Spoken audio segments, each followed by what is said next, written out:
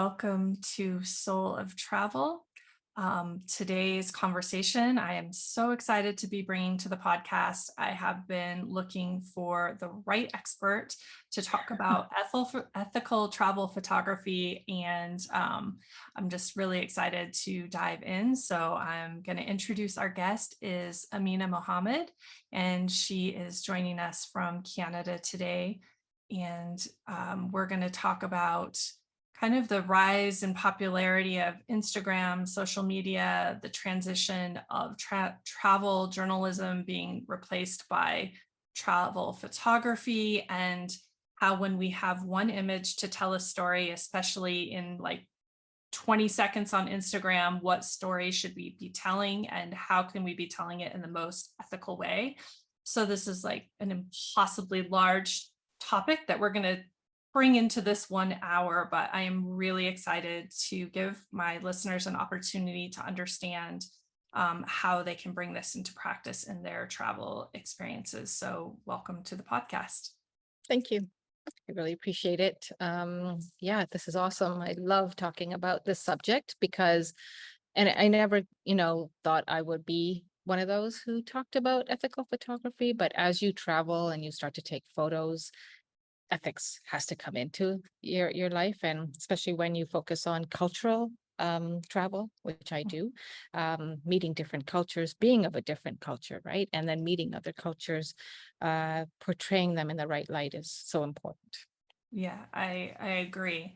Um, can you just take a moment to introduce yourself Yep. and let our listeners know who you are and what you do in the space of travel right now?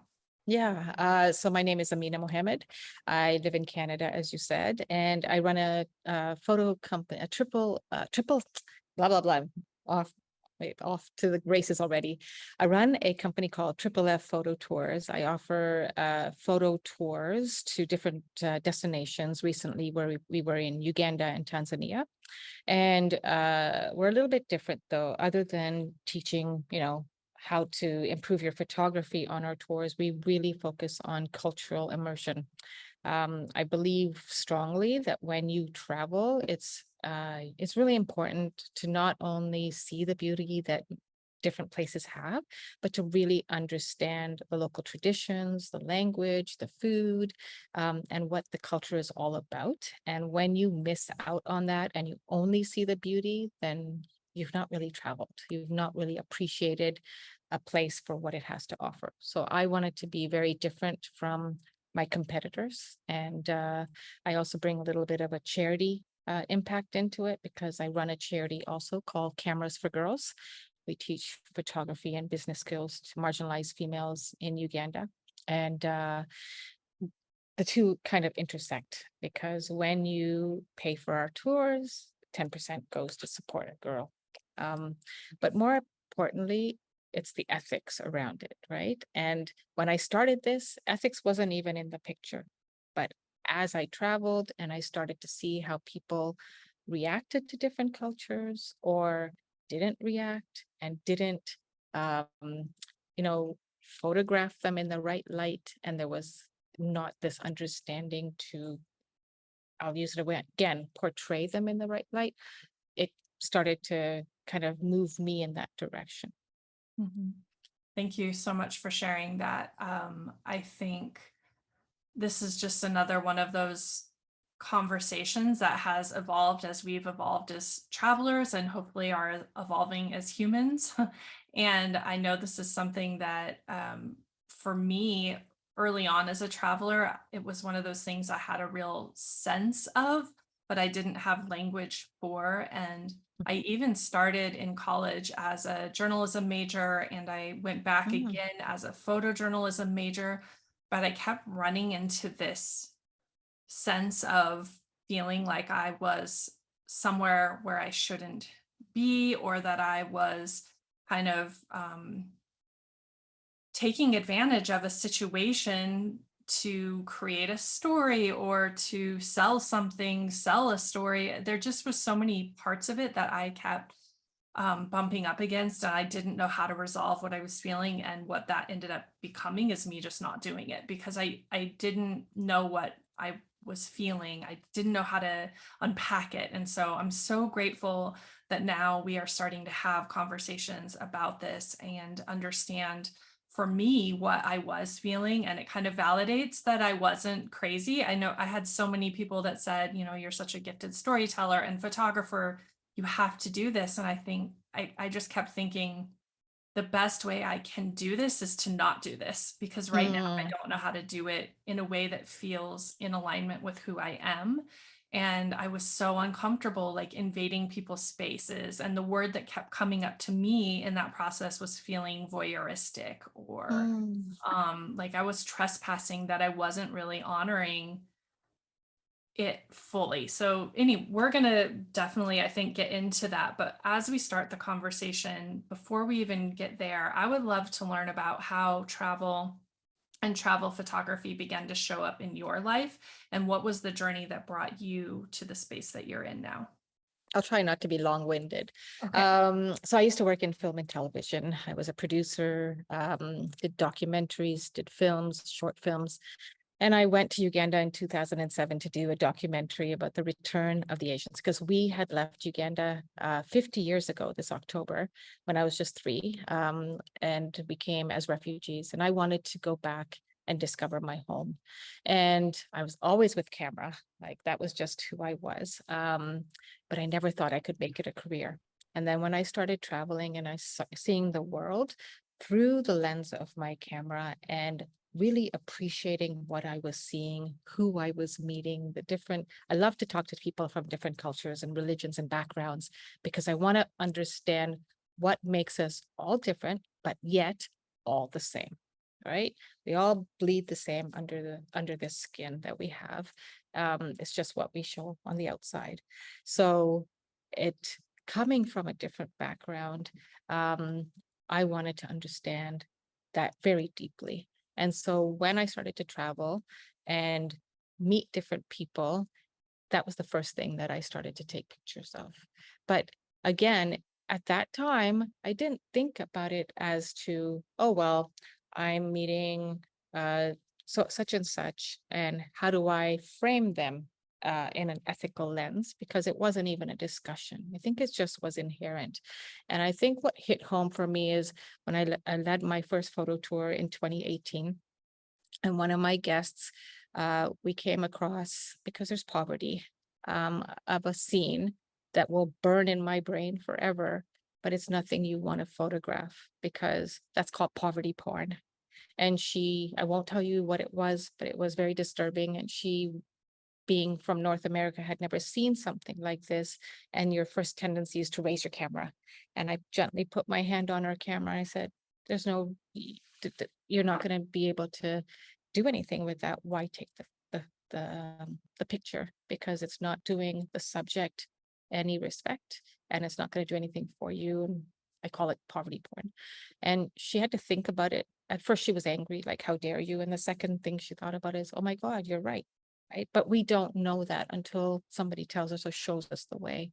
Um, and I'm always asking for permission, regardless of who I meet, where I am. Always ask for permission, because yes, we're going to be faced and see things that we've never seen in our own backyards before or in our own countries. And it might be the most amazing thing we're seeing. And the first thought, because of social media now, is like, oh my God, people are going to love this photo. But what is it doing to the person on the other side? Ask permission. And if they say no, walk away.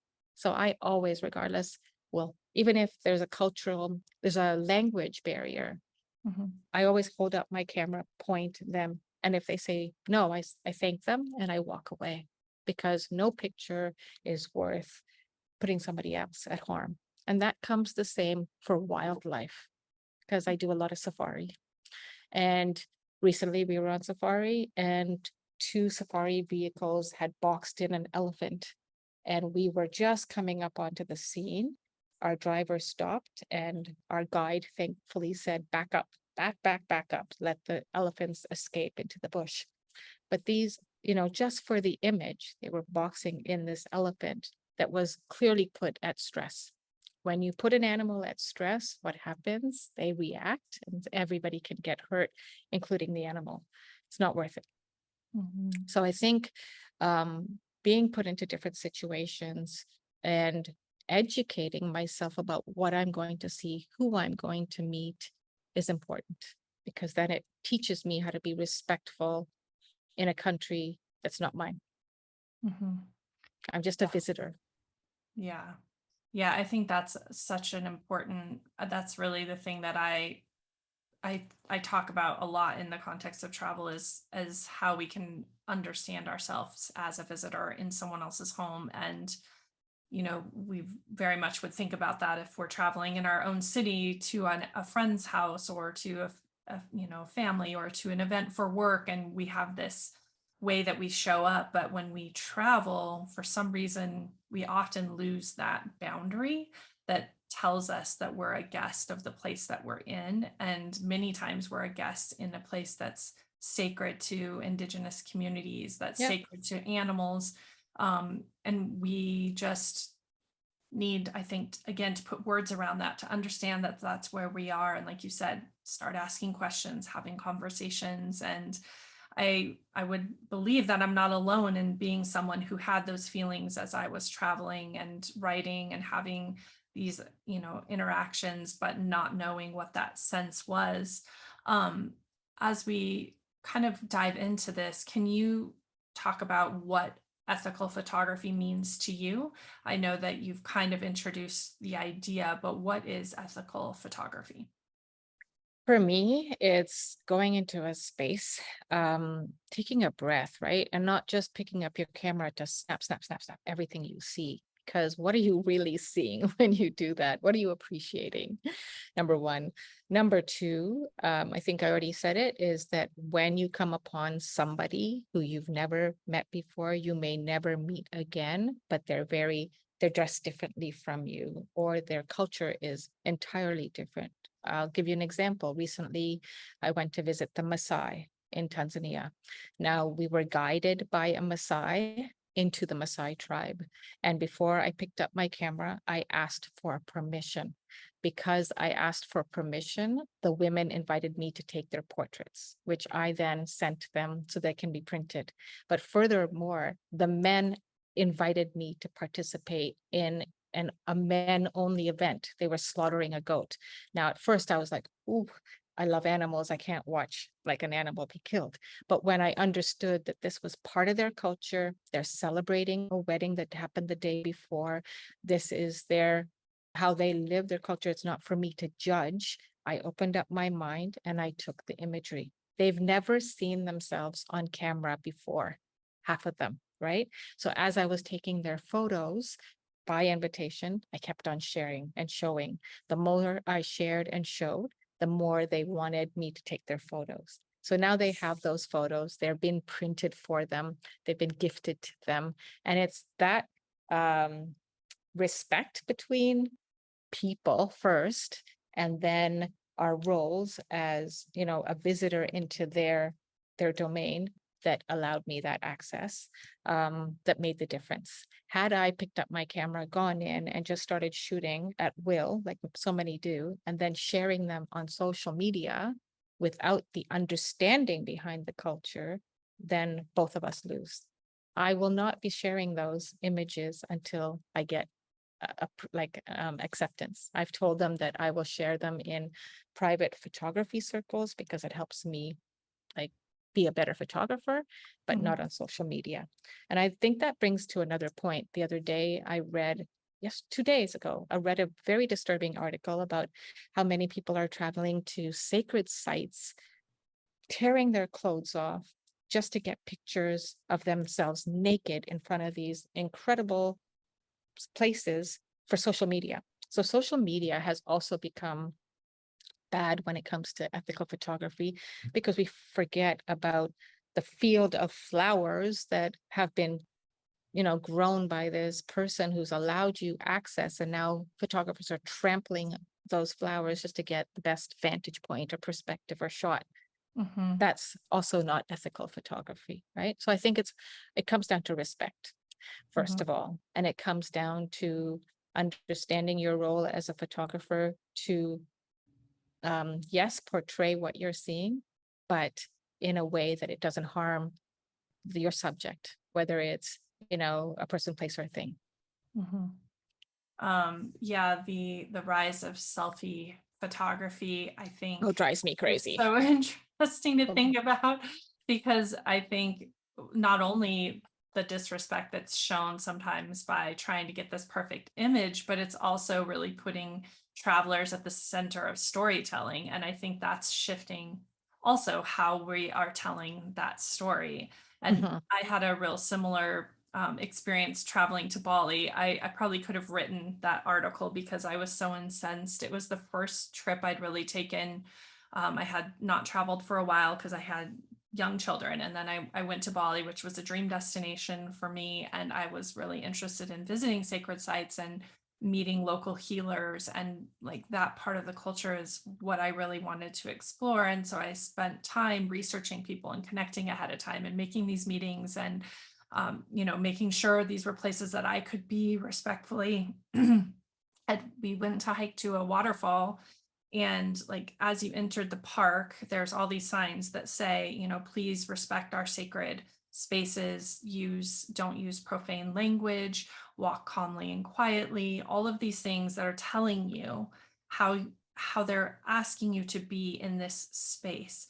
And so we like hike down this little trail and we're seemingly alone. And then we start to pass a few more travelers and then kind of open up into this area of this canyon where these waterfalls are. And all of a sudden there's all these people, much like you said, in like super skimpy bikinis taking shots that that shot that's going to be on Instagram. And I just was so furious. All my friends that were with me, they could see me just starting to like boil up. And I'm like, oh, like they have asked us not even to use foul language. Why would Mm, you yep.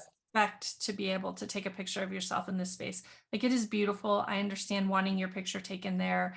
That is a part of some people's travel experiences. But again, like asking the question, is this the way that we should be showing up in this space? We have been given a gift to be Mhm, here, mhm, and this isn't how we should reciprocate that gift. So, yep. for you, when you are talking with travelers about selfies or creating the narrative of them as the storyteller and through these images, how do you address this with some of the folks you work with? So on my last photo tour, two of my guests insisted on taking selfies everywhere we went. And I was ready to grab the selfie stick and break it because I was just getting so angry because they were doing it more out of, oh, let's just take a selfie, right? But they were not understanding what they were seeing, where they were standing, what was happening. So finally I was like, okay, I don't want to insult, but how about instead of you taking a selfie, I explain what you're seeing and I take a photo of you in the space that doesn't harm the space or the animals behind or whatever it is, right? So they finally started to get it. And then I would be like, oh, let me take a photo for you, right? Because I knew they were going to take the selfie either. I can't control that. But if I can control how they were doing it and where they were doing it, like taking selfies of themselves behind the Maasai, or that was not that was not acceptable. Or getting out, because like insisting they get out on the side of the road where traffic was coming because they wanted it with the olive baboons where you see everywhere. It was just crazy stuff. And so I was like, okay, and they were very difficult travels. So in order to keep everybody's stress level down, I was like, okay, I'll take your photo, but I will do it in such a way that it's not going to put anything at harm. Mhm. Right. So we sort of got that understanding. And I think it's just as the guide or person who's bringing somebody, you have to be the one to explain what they're seeing, why it's important, and how they should be photographing and not photographing. Right. Because Mhm. that's part of teaching photography. It's not just, the angles or catching the right light or what have you. It's where you're standing, what you're seeing, and appreciating it, Mhm. which they weren't stopping to do, Yeah. right? And I love that you mentioned that, because I think what we're not saying is that you can't take the pictures and that Mhm. can't capture yourself traveling, but really just taking a moment, like you said, a breath and a pause, acknowledging where you are, acknowledging what you're seeing, maybe asking yourself if this is something you should be documenting, and then going ahead and taking the picture. And it can be a process that happens quickly in your mind. Um, but like your energy, I think, changes, and the exchange, because there's always an exchange that shifts. And I think it's just can be something very subtle that allows for you to be capturing images in a different way and in a more Mhm. respectful way. And then there's obviously situations like the one you mentioned earlier, where it really just has to be a full stop and a pause and a deeper reflection. And so I think, again, we're just kind of asking people to think about why they're taking pictures and what they're for. And, I have definitely been traveling where you have people around you that are taking a picture of everything. And I'm Mhm. thinking, are you even here? Or being in a museum and taking a picture of every picture and taking a picture of everything that tells you about the picture. And I just want to be like, just stop and read it and look at the picture. And I can't imagine you're going to go home and look at these 62 million pictures.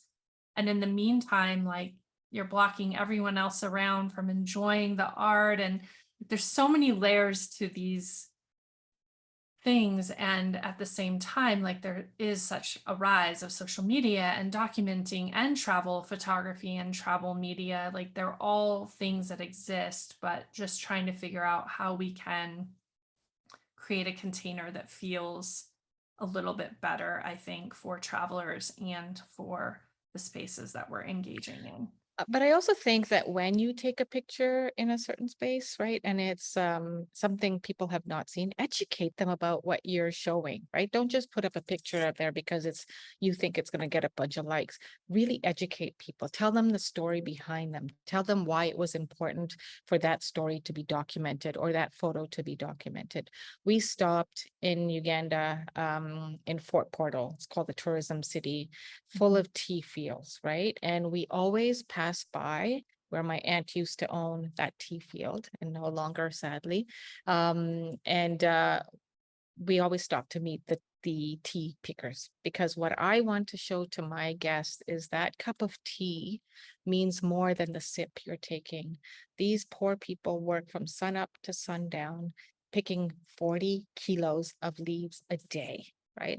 And as a group of maybe 5 to 6 pickers, they get $10 US dollars a day to share. That's nothing. And yet they have to pay for all their expenses out of that. So I stopped this time, not only to meet them, talk to them about their work, but to have my travelers and myself pick those leaves with them to understand what it is that is happening here, right? Because when you educate through experience, not just through documentation, you really get more of an appreciation. So every time I've spoken to these people, they remembered us this time again, but this time we get a little bit further. And when we documented, I paid them for their time because they were taking time away from picking the leaves, right? Now, some would argue, how is that ethical? So, number one, it was asking for permission. Number two was documenting to prove a cause that there's people out there in this world that don't live like us, that don't have the things that we so take for granted, like boiling a cup of tea, right? All of these things. And so my goal, being from Uganda, supporting Ugandan economy, is to show that it's not all the beauty that you only come to see. There is the deeper hidden parts that you must take notice of and pay attention to. And if you're coming to this country, support local tourism so it makes a difference. Like, Mhm. we support local tourism because, and many companies don't. We stay as mostly that we can in locally owned, eat local, travel local, all of that stuff. Mhm. Because when you support local, the whole economy grows Mhm. and everybody benefits, right? But when you pay to travel to a place and it's with international companies, nobody benefits. Yeah. So that's, I think, not just photography, but ethical travel in itself, sustainable travel. which I Right. think goes hand in hand with the ethical photography. Yeah, because you are, like you said, you're starting to understand how all of the pieces fit They all together. fit And together. Yeah. yeah, and there's so much in each photograph. And I actually remember being in Fort Portal and meeting with a woman who had her child on her back who was picking tea. Yep. And that, I mean, that was the first time I've ever seen tea grown, and to understand the size of a tea leaf Yeah.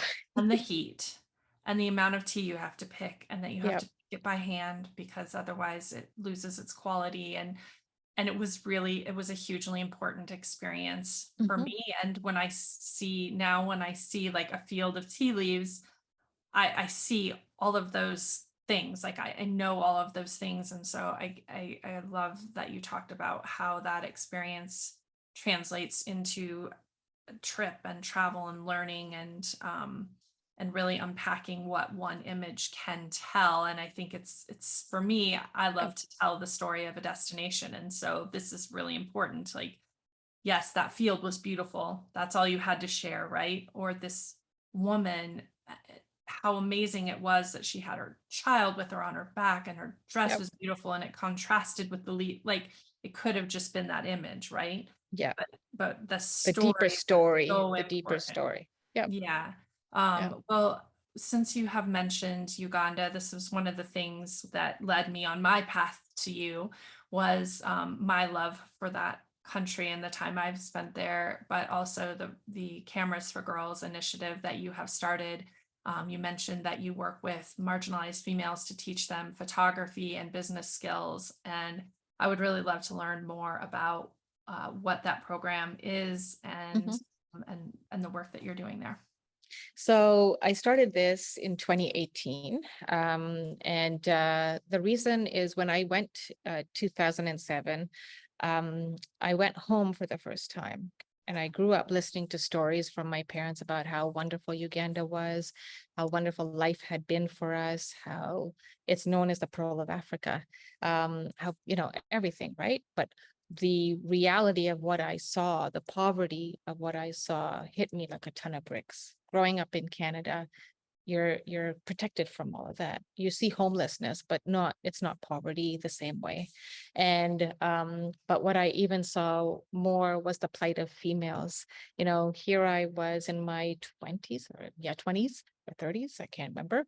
And I was meeting girls who had been married off at 14 because that's the norm. And by the time she's in her 20s, she's got 5 to 7 children. She can't clothe, feed, or educate because she might not have been educated. Education is not free, but if a family has the money, they're going to educate their boys over their girls. And girls are regulated to household duties for the most part. Now things are changing, right? Families are realizing that there is wealth putting a girl through school because she is going to support the family. Um, so I work with girls who are in university journalism program. I work with 2 universities in Uganda for recruitment. And people will say, but they went to university. They must have money. No, for the 90% of them, they've had to leave their families to be supported by an NGO just to get through high school and or university. And so we do a 4-day workshop in the country. I give each girl a camera to keep. And then over the 4 days, I teach her how to use it, tell story with it. And on the fourth day, we do a field training exercise with a NGO that has the same themes of gender equality and female empowerment. So the girls can take everything they learned in the first 3 days and research and put a story together by the end of the fourth day. And by the fourth day, having not touched a camera, they're already working in manual. Then I come home and phase 2, phase 3, and phase 4 starts. Phase 2 is a year-long online training platform that they go through, monthly assignments, and every Friday we do 2-hour training together. And then phase 3, they learn how to put a resume, cover letter, LinkedIn profile together. And I teach them how to sit for an interview if they've not gotten to that part yet. And then phase 4, they get mentorship if needed. So we've taught 47 girls so far in Uganda as of my last training, which was in June, and 10 in South Africa online. And I've got 85 across Africa who are enrolled in the online training platform. And we became a charity just last September, so a year ago. And Mm. so I'm just looking forward to growing this and reaching more girls and women across Africa to give them opportunities where none exists. And the reason for the journalism is that when they come out of school, they're told they have to own a camera and know how to use it, but they don't have the means. So we fill that gap. Yeah. So yeah. Well, congratulations on finalizing being able to be operating as a charity. I know that it can be a process. Oh yeah. And I love that you're, like you said, that you're creating a gap that maybe some people wouldn't see with outside knowledge, without inside knowledge of how that is working for the girls to go to university and then to be in the program and then to be able to actually use that education and put it into practice, that there's still, you know, one more piece of the puzzle to fit in. And I also really love that what this is doing is creating local storytellers, which kind of Hmm. going back to that, you know, selfie journalism or whatever you want to call it. This is allowing for these young girls to be able to tell their stories, which for me, this is like in my heart of hearts, this is why I exist, is to create Yeah. space for people to be able to tell their own stories and to know the value of their storytelling and the importance of it. And I just think that that's overcoming a lot, especially like you said, in the culture of Uganda, to empower women to be able to express themselves in this way and to reach that level of skill and expression. I think it's such an amazing journey. It's amazing to watch them like blossom and really come into their own and get the skills, because we not only teach them photography, but we teach them digital marketing now. So they know how to put themselves out on social media, but also we teach them editing along with partners. So, and I forgot to mention the big thing is 60% of our girls now have full-time jobs, paid jobs, right? So yeah, we're very proud of how far we've come on a very small budget. So we're just looking to grow. Yeah, Yeah, so amazing. And another piece for that is when you're looking at positions that are usually male dominated, those are the ones that are that's going to it. have a Yeah, higher journalism. income. Absolutely. Yeah. And Yeah. And um, they don't have to have the skills. They don't have to have the camera. They don't have to know how to, and they just get the job because they're males, right? mhm, Whereas females have to have it all. And it's very daunting for them. It's very depressing, but I love their spirit. It just doesn't let them, when you give them a tool, they're like, boom, I'm going to take this. Most of them, not all. I'm going to take this for all it's worth and keep going. yeah, because yeah, they know the value of Yeah. that Yeah. gift, that step that they've been given. Yeah, well, thank you so much for sharing that. I just, again, like, I think photography and storytelling on their own are just so powerful. But then when you bring it into this environment, I just think it's, for me personally, magical. So I loved Thank when you. I learned about this. I wanted to go back a little bit to talk about when we are, you mentioned kind of respecting local customs and traditions when we photograph. How do we begin as travelers to understand cultural norms and these traditions? Like, what questions can we ask ourselves ahead of time to make sure that we are engaging with culture in the most respectful way? I think it's super important to do your research, right? If you're going traveling somewhere, learn everything you can about the culture. Um, that's number one. Don't go traveling not understanding who you're going to meet, what you're going to see, what the different languages are, how many different tribes there are, perhaps. In Uganda, there's 54. In Tanzania, there's over hundreds. We met three separate and very distinct tribes in Tanzania that were all very different. But it was so incredible to meet them and learn how they still subsist in rudimentary ways. Like they're still hunting with, traditional bow and arrow, or they're making their own tools by fire, like setting up their own, firewood and what have. Like I was like, blown away, right? It's doing your research, asking your guide for guidance, right? Because your guide is a local. They're going to tell you that what is acceptable, what's not acceptable. Some tribes will say absolutely no photography because they might invite you because it's monetary exchange and that's how they survive, but they don't want to exploit themselves like on camera because they don't want the outside world coming in and changing their ways of living. That's very important, right? Mhm. Because we know from colonialism how that's happened traditionally over time, and it's happening still in very secular regions, right? So I think research and asking, and if you don't understand something, ask, and your guide will tell you. Don't assume, because again, we're all different. We all come from different places. We all have different ways of practicing our cultures. So really appreciate what you're seeing. And if you're not sure, ask, right? I think that's number one. And number two, even when you get into a situation or a place where you're not used to, ask permission before picking up your camera. Mhm. Because without that, when you ask for permission, it shows you have respect and it opens up that door for mutual respect, now mutual understanding. Even if you don't speak the language, there's still so many different ways to communicate, right? Mhm. Gestures do a lot, right? Mhm. Um, and so I think that's the basics, to be honest with you, Yeah. not assuming. Yeah. And I think that how you said too, where you it's so easy to just kind of communicate what you're asking without communicating, because Oh, many people have seen, obviously in tourist destinations, have seen cameras, or even if you're in more remote regions, I think there's still an understanding. Or if you take a picture of, a plant and then show them, if you have a yep. camera, what you're doing, um, there it's a little sticky, because I think then they can maybe understand that you're taking their picture if they're Mhm. not familiar with the technology.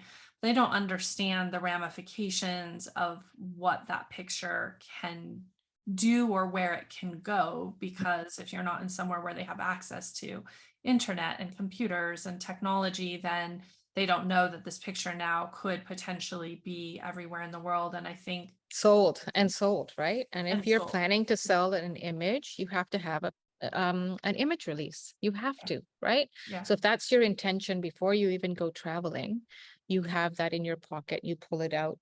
And if they don't know what they're signing, then you don't get them to sign it because that's not ethical. Yeah. And if you need the guide's help, that's where the guide comes in. If the guide, and they say no, it's a no, right? Mhm. That image just sits in your archives or goes on social media. Like, but with permission, Mhm. right? It's that permission piece. Yeah. I think that's so crucial. Yeah. And I think one other thing too, and this comes in with context and culture and understanding norms, is safety in the relationship of photography. And I think even especially for children in photography, like there's so many questions that we can start asking ourselves about: is this appropriate? Is this respectful? Is this safe? Is this being exploitative? Like, for Yeah, you, especially when it comes to children, because yeah. there's a lot of, not to open up a different can of worms, sex trafficking going on. Um, and especially in Uganda, it's a hotbed, right? And so when you innocently take a picture of a child, you think it's an innocent picture, but then you splash it on your social media, you don't know what somebody else is looking at or looking for, right? Mhm. Um, I just think that we have to be very careful about how we portray imagery these days, where we portray it, and what story goes behind it. Yeah. Yeah. Well, I think, yeah, I think that that's so many good questions for us to ask. I really do want to kind of be able to create a space where this feels like a very positive conversation, because I know a lot of this Yeah, it can be can very be, negative, right? it Yeah. can be negative. But I would love for you to maybe share a story where you did have a really equitable exchange, where the photography allowed you to tell a story in a way that maybe it wouldn't have if you didn't use this premise of ethical photography. Do you, and you mentioned the Maasai, but do you have another story where you were able to kind of put this into practice and it allowed you to tell a Well, better I think the story? tea fields was a good experience, right? Because now it's not just about, hey, look at these beautiful tea fields. There's huge story behind it and understanding. I think I try to do that regardless of where I go. Let me just think. Oh my God. They'll always come back to Uganda or Tanzania, but uh, I think in Istanbul. So I went to Cappadocia to do the air balloon ride. I was there for 3 days, 2 nights. And what I loved about the small town that I was staying in, it was a cave hotel. After a long day, I decided to go out for dinner. And as I was walking down this trail, I came about these three girls, and they were distinctly dressed. One was clearly a Muslim because she had the hijab. One, and the two others were different. So I stopped them because I love to talk to different people. And I said, excuse me, may I like ask you a question? First of all, I'm lost. So can you tell me where this restaurant is? So they guided me. And then second, I said, I notice you're all differently dressed. And that was really interesting to me. I'm a photographer and I would just like to learn more about you. And they told me that in this small town, Jews, Christians, and Muslims all live in harmony. And as a Muslim who's gone to places where that's not the case, I was like blown away. So we sat there talking for 45 minutes about how they live in harmony, what life is like in this small little town. Now, when I look at that image, and that was 5 years ago, it brings me right back there, right? And I didn't even hook up my camera while we were talking once. And after I finished, the girl says to me, will you take our photo? And because I was so blown away by the fact that this was, I didn't even think about the photography, right? I was like, holy crap, how could I not? So I took a bunch of photos and then I got their emails and I sent it to them, because that's one thing I always do is either through the guide or if I'm alone, if it's possible, I send them Mhm, because I want to see my images, right? And they didn't have that opportunity of even having cameras because they don't have that much money there, right? But they have internet so they could see themselves. mhm, And after I took the image, I showed them on the back of the camera, but it's not the same thing. But it's that continued conversation. And we stayed in touch for a while, one of the girls, because I was just, we mhm, connected to through discussion, through that photo. But that photo now brings you back to so many years ago, and it's always those memories. But I can rest in the fact that I wasn't um, taking photos with no purpose. I was taking a photo with a purpose, if that mhm. makes sense, right? Yeah. Yeah, because to contrast that, that story could have been you were lost, you saw them, they looked beautiful, you quickly snapped a picture because you were trying to figure out where you were going, and you look back and you're like, oh, that's so amazing that, these people all were so uniquely themselves, but I'm lost and I found the restaurant and then the restaurant was good. Like your story becomes a very different story Yeah, now yeah, because you paused and you connected. And then the other thing that I love about that when you create that space for connection and conversation is you allow them to each tell their story, which is going back to the same thing as talking to these girls in Uganda, that they got to tell their story and express who they are and have that witnessed, and that's very empowering. And their story from that experience might have been, I saw this woman walk by, I know she took our picture but she didn't acknowledge us, but we kept walking. Now they're like, this woman recognized us for who we are and valued that and took the time to get to know us and understand our culture, and we had this great conversation, and then she sent us pictures from Canada after, she returned home. So both ways that story was written in as a beautiful exchange instead of a moment that just could have just been a pass and maybe a slight and maybe even an insult. And I think those are just those things that we're learning about what it can mean to be engaging differently as we travel. yeah. And but it also, as the traveler, now it gave you a richer experience, right? Mhm. Yeah. And those are the experiences that are going to last forever. Mhm. Like when I'm old and gray and I'm, hopefully have my memories still, those are the things that are going to mean more than the places or the monuments that I saw with a Right. ton of tourists that were blocking my view or whatever, right? Yeah.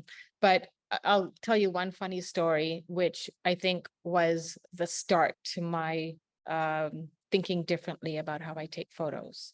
So I was in Uganda. I think this was back in 2011 when I had gone for a wedding. And so I was doing a little bit of touring in Kampala.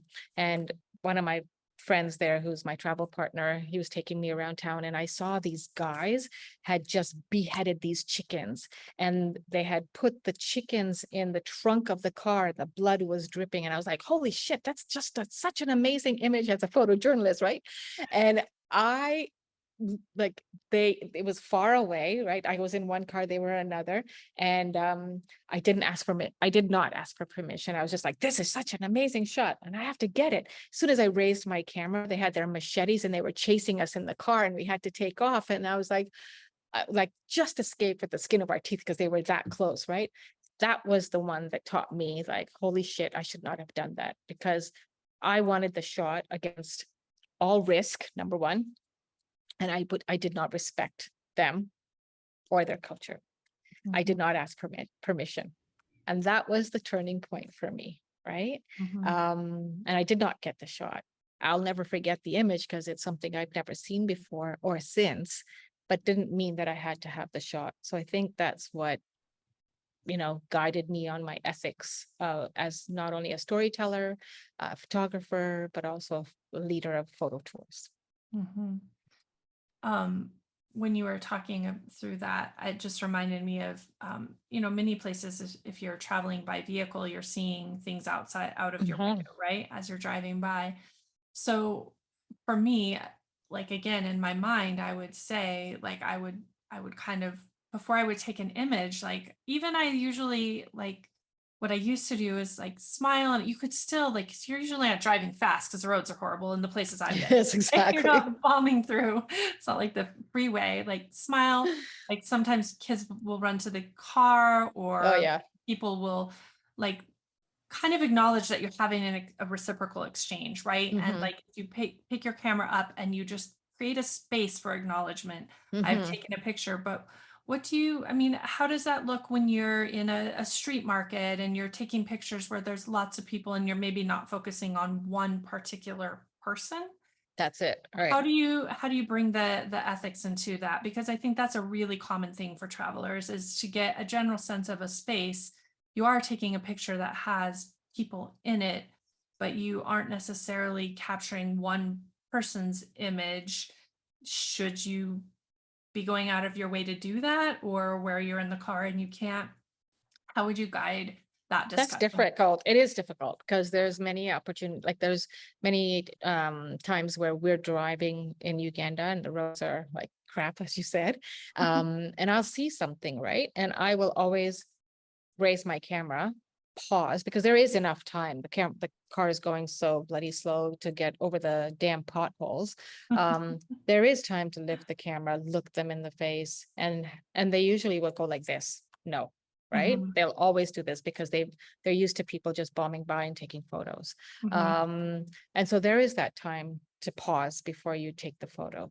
And then if they say no, put your camera back down, right? mhm, When I go through Nakasero Market, which is the largest market, it's like a hustle and bustle. It's just incredible marketplace where you can buy anything and everything in Kampala, Uganda.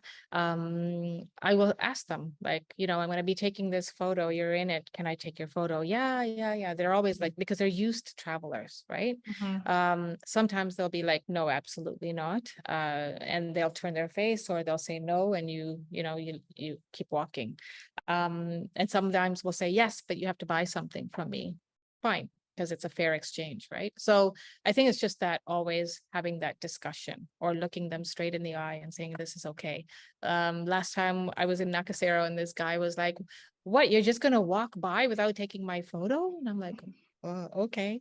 So, right. So it all, because they're used to that. And I said, okay. And he said, take it, take it. And I said, yeah, but there's other people. No, no, take it, take it. And they all looked and they said, yeah, yeah, take it. Right. So it all depends on, I think, the situation and Mhm. how you approach them. If you're just like this with the camera in front of your face all the time, and nobody can see your eyes, like what does that say? Nothing. You're not even trying to be, you're not even trying to approach them on an even level. You're not even trying to be in their sphere, right? Mm. Put that damn camera down. Like just be you. And then they're more apt to say yes. Yeah. Yes, which I think then goes like what we've said over and over is to the even exchange. Like these people aren't living their lives for us to take a travel photograph. They're living their lives and Yeah, we're they're there living their as lives to guests. survive. Yeah, to Yes. survive day in, And day out. Yeah. yeah, and again, that kind of drives me like full circle back to that feeling that I used to get where I would feel that I was taking advantage of something for the sake of a picture, where I felt Yeah. like I was voyeuristic, like I felt like this wasn't ethical. And Hmm. I just would take the picture anyway because it's the assignment or whatever. Hmm. But again, like I had that resistance. And I think, like you said, just taking that moment and engaging, and again just even an equal energy exchange goes a long way for people to know, like even if they are used to having their picture taken 100 times a day by tourists, just to acknowledge, give a smile, say thank you, Yeah. and if you have Yeah. time, Thank you goes a long ask way. their Like, name thank you. Right. or Yeah. share where you're from, just like a moment of human to human shared engagement, then I think that really shifts what is happening as we venture out into the world as travel photographers. Yeah, absolutely. And it's just that respect. I think Mhm. respect is number one, Yeah, always. Right. yeah, Yep. yeah. Well, I really appreciate this conversation. I hope that people listening really just had a lot of questions asked, answered, curiosities piqued, are wondering what they can do differently when they travel. In the show notes, I'm going to link the article that I mentioned, the why ethical photography is important when you travel the world, so people can see some of these things bulleted. You have 7 tips that people can use for ethical photography when they travel. So I want to make sure people can find that. And then the last shout out, because this was another way we were connected, people can look for the We Travel webinar on Hmm.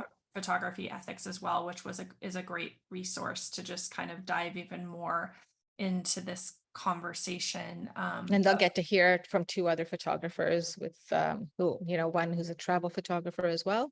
mhm. And one, well, they're both travel photographers, but one who also has a spin on the wildlife, because we always forget that wildlife deserves to be ethically photography as well. Yes, I agree. So I'll encourage people to take a look at that. Before we go, if you would just share where people can find you, find your tours, because I think if they're anything like me, that sounds like the most amazing travel photography experience, like to actually learn that in practice. So I want people to be able Yeah, to. we're doing Turkey. We're still trying to come up with the dates. So things might be spinning around for me. I won't give it away right now in terms of where you'll find me for photo tours, but for now, you'll find me at triple F phototours.ca. And for Cameras for Girls, it's cameras for girls, FOR girls.org. Great. And the last thing is I just have a few rapid fire questions for my listeners to get to know a little bit more about you as a traveler, maybe learn about another thing that they would be interested about when they travel. The first one, Amina, is what are you reading right now? Oh, I'm reading The Big Miracle. I saw the movie. It's about the rescue of 3 gray whales in Alaska. It's like goes more deeply into the Inuit lifestyle, which I think is really cool that the movie didn't do. Excellent. Oh, well, actually, I don't love hearing about great books because I have so many that I haven't read yet, but love I know, that. it was stacked like this. Yeah. What is always in your suitcase or backpack when you travel? my camera. Come Yes, on. No. absolutely. I bought this really cool holder from, and I don't shop there. What's it called? Lululemon.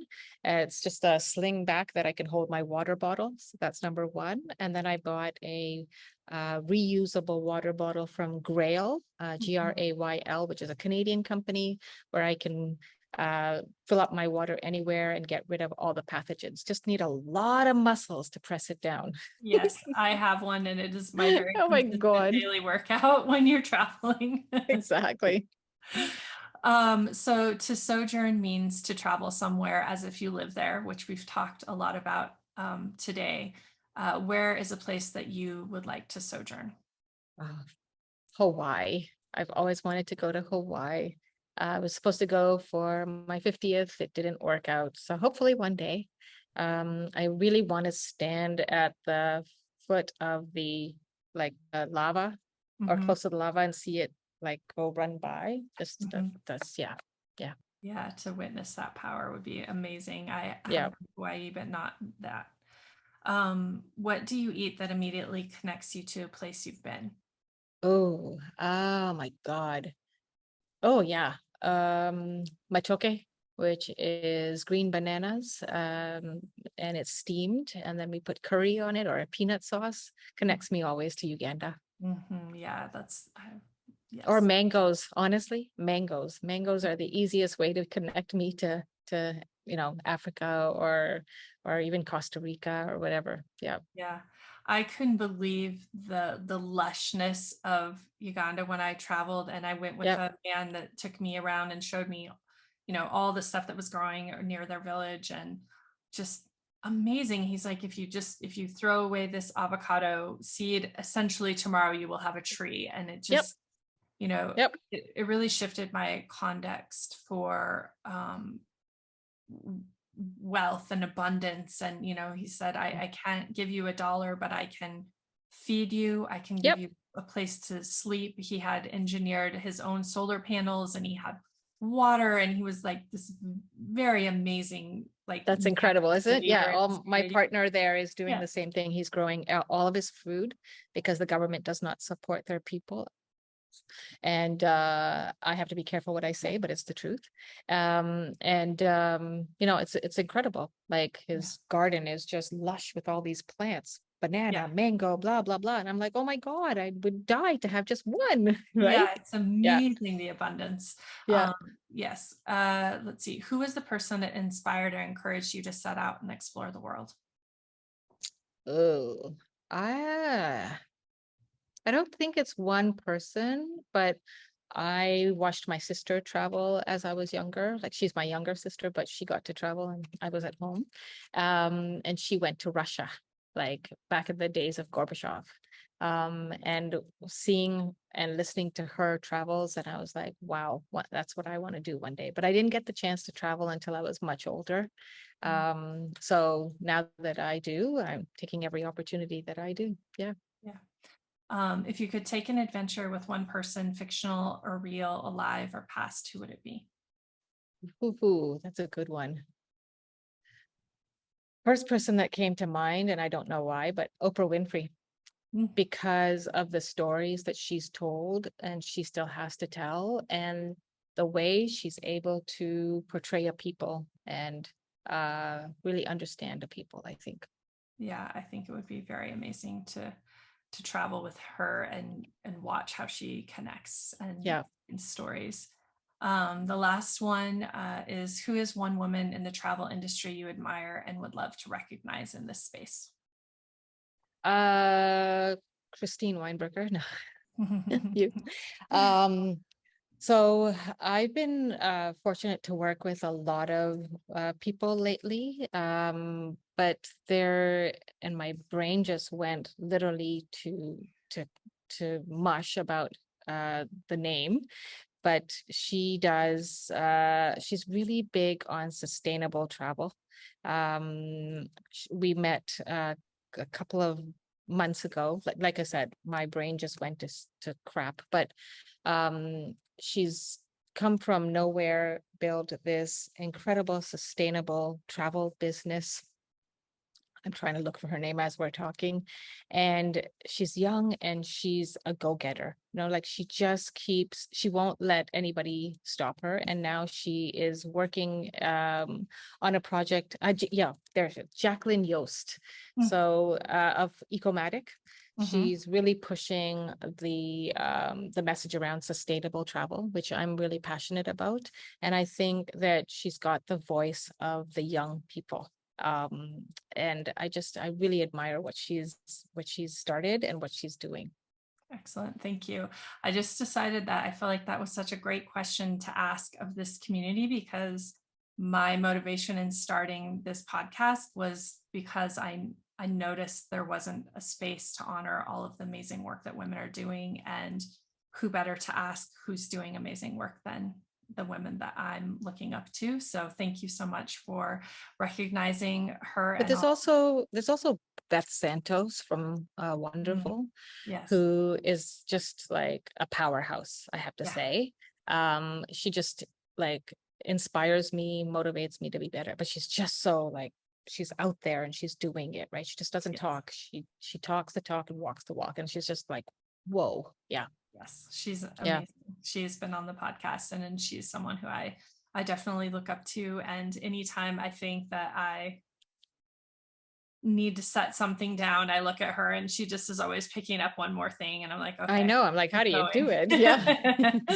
going. Well, thank you so much for this conversation. I loved getting to connect with you and learn about the work that you're doing and share this topic on the podcast. So thank you for being here. Thank you so much for the opportunity to talk with you and share what I'm doing as well. And yeah, I look forward to seeing more of what you put out. Thank you.